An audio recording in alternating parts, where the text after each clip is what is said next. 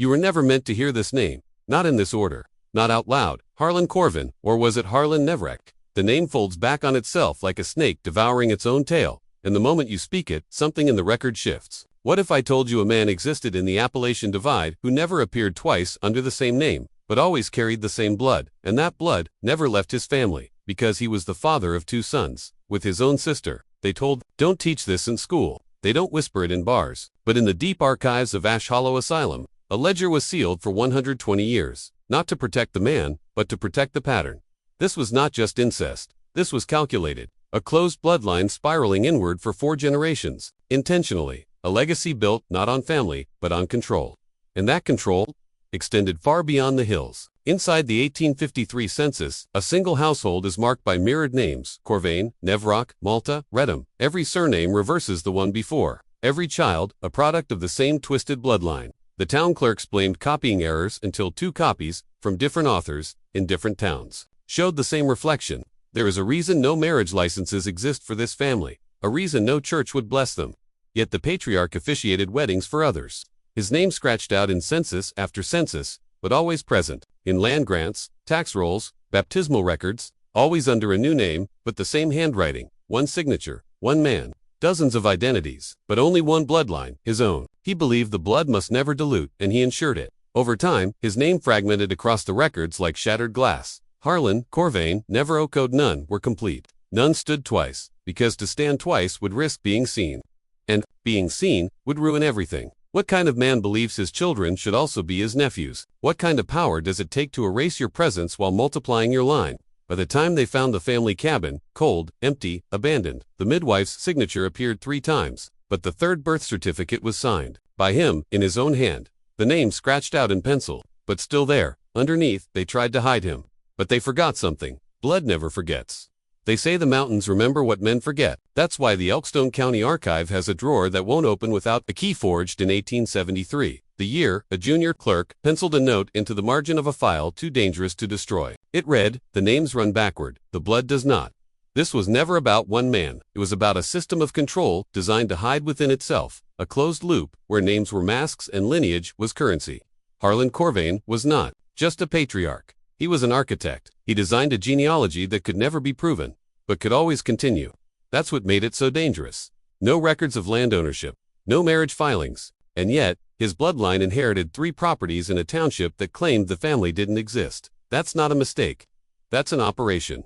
Every town official who questioned it ended up transferred, retired, or in the case of Auditor Enoch Lilly, quietly institutionalized. His personal affidavit was buried in a file marked, "Do not cross-reference," but inside it was one detail too strange to ignore. Lilly described meeting a man at the cabin with the voice of a teacher and the eyes of a sheepdog, a man who insisted his family was inscribed in both directions. When the children were asked their names, they hesitated, not because they were shy, but because they were trained. Each gave a version of a name that reflected another: Corvain, Nevork, Redham, Tamar. The names folded in on themselves like a cipher. That's how it works. Corruption hides best when it mirrors legitimacy. It doesn't vanish. It reverses. And the moment you stop looking directly at it, it grows. Harland's genius wasn't evasion. It was replication. He became a signature that signed others, a lineage that authored its own records, and a ghost who haunted bureaucracies through handwriting alone.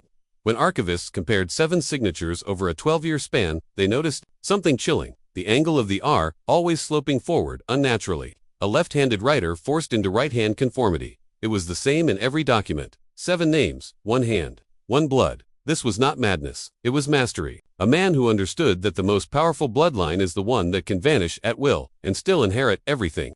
If you're still watching, write this phrase in the comments twice to lock it in.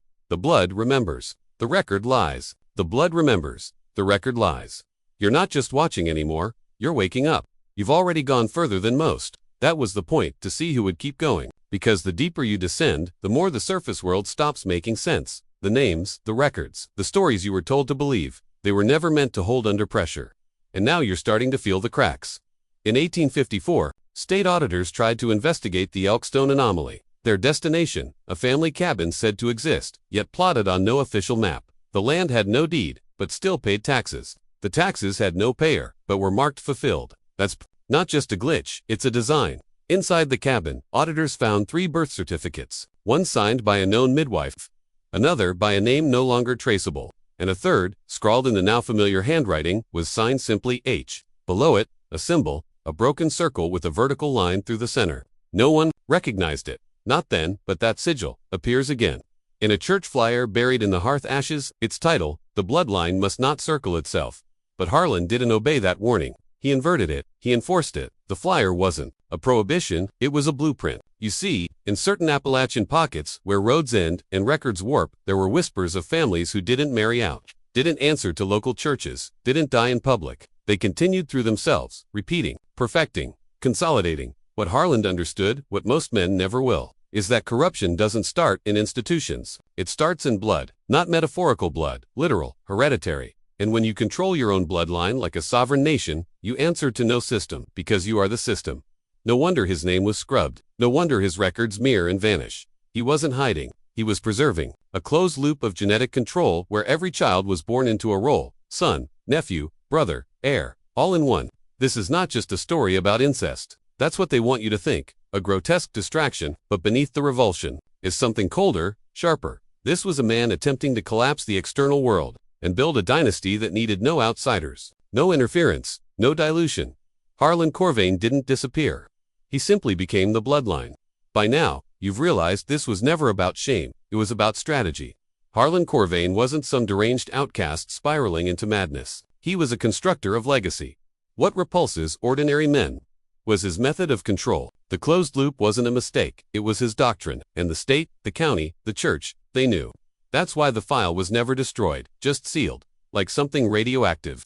Dangerous to look at directly, but too important. To lose, you don't seal madness in a drawer, you seal proof. The pattern didn't stop in 1854.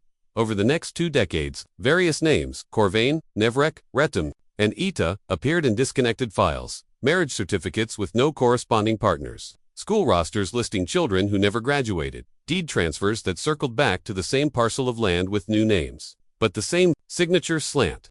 One girl, Ada Corven, was admitted to Ash Hollow Asylum twice in the same spring. Same age, same birthmark, listed in intake notes. Different spellings, different entries, 37 days apart. The doctors said it was clerical error. But here's the truth. When you control the record keeping, you can be born more than once. Think about that.